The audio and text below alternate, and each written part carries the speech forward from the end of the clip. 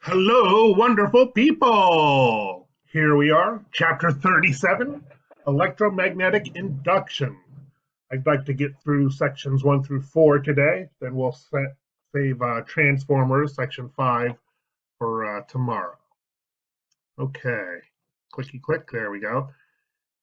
The big idea for this chapter is simple. Magnetism can produce electric current, and electric current can produce magnetism. It's that simple.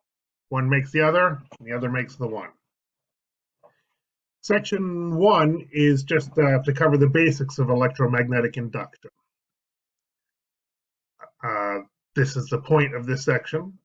Electric current can be produced in a wire by simply moving a magnet into or out of a wire coil. A little bit of history. In 1831, two physicists, Michael Faraday in England and Joseph Henry in the United States, independently discovered that magnetism could produce an electric current in a wire. Their discovery was to change the world by making electricity so commonplace that it would power industries by day and light up cities by night. That was true. Um, they don't Electrification got started right around that time. Edison made DC electricity in New York City in Manhattan, and that was the first electric company that made some money and survived. Although by 50 years later, they still didn't have half the houses in America electrified. That didn't happen until around the turn of the century, 1900s. And then by World War II, pretty much all the homes in America had electricity, except for a couple really rural spots. But they got it shortly after. Okay, little history there for you. And the reason I was telling you that history is because electricity is what makes the modern world.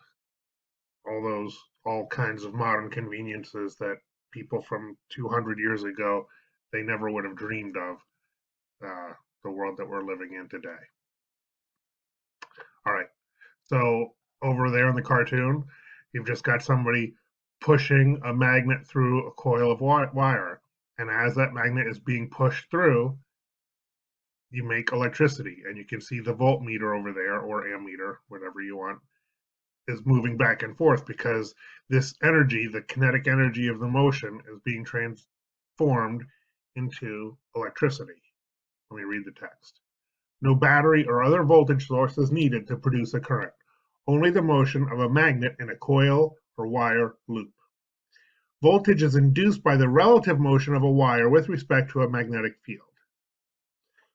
So let me tell you, when you're pushing on this, it takes some effort. It's not like, just pushing a magnet across a tabletop. When you put the magnet into the coil, it resists. So you actually have to put some effort into it. And that effort, that's work, the work that you're doing is what makes the electrical work. Check out the picture. On the left, there's the hand holding the magnet, and if this is the north and that's the south, that's where the field strength is the strongest, between the north and the south pole. And as that person pushes the magnet through, the wire, the magnetic field goes past the wire, and that makes a current. Similarly, here he's got the magnet sitting on the tabletop and he's pushing the wire through. It doesn't matter which you move. Let me read the text. The production of voltage depends only on the relative motion of the conductor with respect to the magnetic field. Voltage is induced whether the magnetic field moves past a conductor or the conductor moves through a magnetic field. The results are the same for the same relative motion.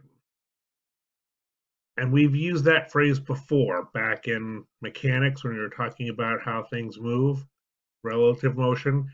When you're sitting in the car, you feel like you're sitting still and the world is moving past you. And relative to you, that's the way it is.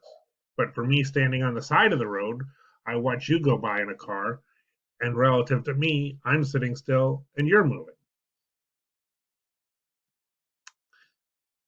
The amount of voltage induced depends on how quickly the magnetic field lines are traversed by the wire.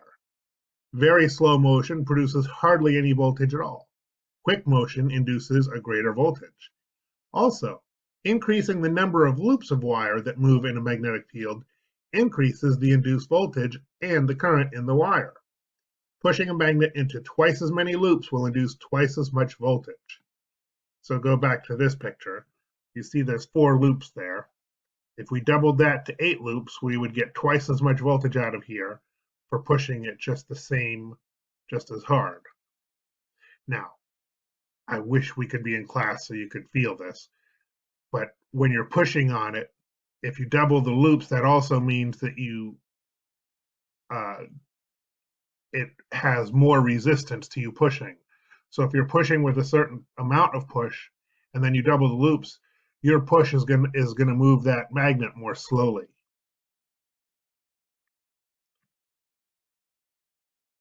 Oh, so here we go. 2 loops, 4 loops, 2, 3, 4, 6 loops. Twice as many loops as another means twice as much voltage is induced. For a coil with 3 times as many loops, 3 times as much voltage is induced. So there you see the meter. It's kind of low, middle, and then high.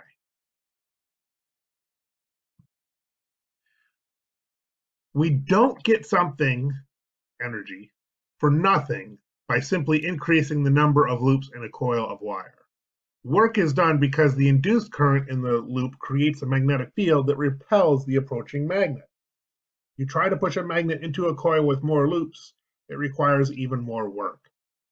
Well, that's what I said back there. But here it is now. So this woman is pushing through a really big coil, and it takes her a lot of work to push that even just a little bit through that because that coil is so big. But the neat thing is, just by pushing that through the coil, that's enough work to light up the light bulb. And yes, that is realistic.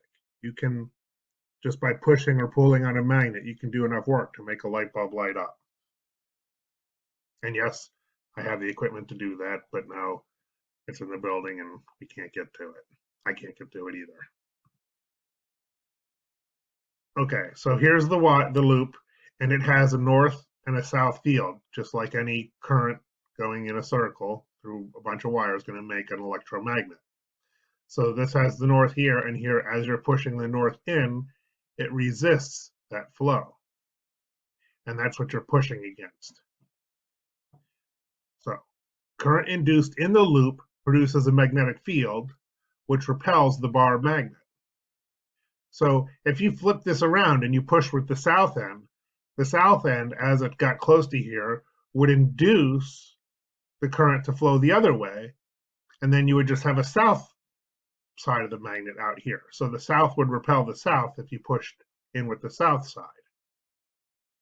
The fact that you're pushing a magnet into a coil of wire means that you induce a current, and that current produces a magnetic field which resists you pushing the magnet in. That's what you have to understand in that sentence right there. When the bar magnet is pulled away, the induced current is the opposite direction, and a magnetic field attracts the bar magnet. So if you're pulling it away, now the south wants to keep it in. The law of conservation of energy applies here. The force that you exert on the magnet multiplied by the distance that you move the magnet is your input work. Remember the definition of work is force times distance. Force times distance. This work is equal to the energy expended in the circuit to which the coil is connected. So the work that you put in here is the electrical energy that you get out of here. This is energy, that's energy. The only difference is this is the energy of motion, and this is the energy of electricity. Oh, now I'm here. If the coil is connected to a resistor, like a light bulb, more induced voltage in the coil means more current through the resistor. That means more energy expenditure, a brighter light bulb. Inducing voltage by changing the magnetic field around a conductor is electromagnetic induction. So This process is called electromagnetic induction. Okay, how can you create a current using a wire and a magnet? If you're not sure about that, please go back and watch section 1 again.